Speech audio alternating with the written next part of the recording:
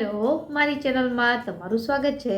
આજે બનાવીશું બધાની ફેવરિટ એવી પાવભાજીની રેસીપી। તો ચલો ફટાફટથી રેસીપી શરૂ કરીએ અને રેસીપી પસંદ આવે તો વિડીયોને લાઈક અને ચેનલને સબસ્ક્રાઈબ કરવાનું ના ભૂલતા। તો ભાજી બનાવવા માટે મેં અહીં ફ્લાવર, રીંગણા, દૂધી, વટાણા, કોબી, બીટ અને ગાજર અને બટેટા લીધા છે। આ બધા જ ને મેં ધોઈને સાફ કરીને ત્યારબાદ આવી રીતે સમારી લીધા છે। જ્યારે પણ તમે ભાજી બનાવો ત્યારે આપણે ફૂડ કલરનો ઉપયોગ ઘરે બનાવીએ ત્યારે નથી કરતા હોતા, એટલા માટે મેં અહીં થોડું બીટ ઉમેર્યું છે। બીટ ઉમેરવાથી ભાજીનો કલર સરસ આવે છે। તો શાકભાજી ઉમેરી લીધા બાદ હવે આપણે અહીં 1 થી 1.5 કપ જેટલું પાણી ઉમેરીશું અને ત્યારબાદ અડધી ચમચી જેટલી હળદર અને 1 ટીસ્પૂન જેટલું મીઠું। હવે બધી વસ્તુને મિક્સ કરી અને ત્યારબાદ કુકરનું ઢાંકણ બંધ કરી અને મીડિયમ ગેસની ફ્લેમ પર 5 થી 6 વિસલ સુધી એને કૂક કરવાનું છે। ત્યાં સુધી શાકભાજી બફાય ત્યાં સુધીમાં આપણે પાઉંભાજી માટેનો વઘાર રેડી કરી લઈએ। તો અહીં એક કડાઈમાં આપણે 3 થી 4 ટેબલ સ્પૂન જેટલું તેલ લેવાનું છે। તમે જો બટર એડ કરવા માંગતા હોય તો આની સાથે જ અત્યારે બટર એડ કરી દેવું। બટર છે એકલું ન વાપરવું, તેલ અને બટર બંને સાથે મિક્સ કરીને વાપરવા। તેલ ગરમ થાય એટલે અડધી ટીસ્પૂન જેટલી હિંગ, ત્યારબાદ 1 તીખી મરચી છે જેને ઝીણી સમારી લીધી છે અને થોડું આદું એને પણ મેં ઝીણું સમારી લીધું છે। ત્યારબાદ એક મોટી સાઇઝની ઝીણી સમારેલી ડુંગળી ઉમેરી દેવાની છે અને અહીં મેં લસણની સૂકી ચટણી જે લગભગ 1 થી 1.5 ટીસ્પૂન જેટલી છે એ, અને ત્યારબાદ 1 ટીસ્પૂન જેટલો પાઉંભાજી મસાલો અને અડધી ટીસ્પૂન જેટલી હળદર, આ બધી જ વસ્તુને ઉમેરી અને ત્યારબાદ એને 1 થી 2 મિનિટ માટે સોતે કરી લેવાશું, જેનાથી ડુંગળીનો કાચો સ્વાદ છે જતો રહે। જો તમારી પાસે લસણની સૂકી ચટણી ન હોય તો તમે એની જગ્યાએ લસણ છે એને ખાંડીને અથવા તો ઝીણું સમારેલું પર વાપરી શકો।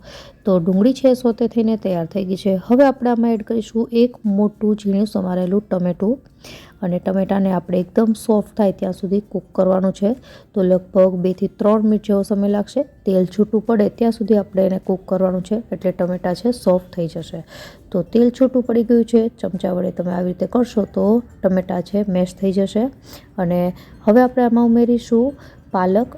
પાલક આ સ્ટેજ ઉપર ઉમેરવાથી તમારી ભાજી છે એ એકદમ સરસ કલરફુલ લાગશે। જેમ કે ભાજીનો કલર રેડ હોય છે ને ઉપરથી તમે જો કોથમીર ગરમ ગરમ ભાજીમાં ઉમેરો તો એનો કલર ચેન્જ થઈ જતો હોય છે, પણ જો તમે પાલક ઉમેરો તો પાલકનો કલર એકદમ ગ્રીન જ રહે છે।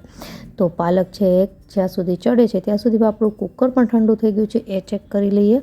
તો તમે જોઈ શકો છો કે બધા શાકભાજી સરસ રીતે કૂક થઈ ગયા છે। ચમચા વડે મેશ કરીએ તો તરત જ મેશ થઈ જાય છે। તો આપણે રફલી બધા જ શાકભાજીને મેશ કરી લીધા છે। હવે આપણે જે વઘાર રેડી કર્યો તો એમાં શાકભાજીને ઉમેરી દઈશું અને ત્યારબાદ એક વખત સારી રીતે મિક્સ કરી લઈશું। તમને અમુક શાકભાજી આખા દેખાઈ રહ્યા છે જેને આપણે પાછળથી મેશ કરી દઈશું।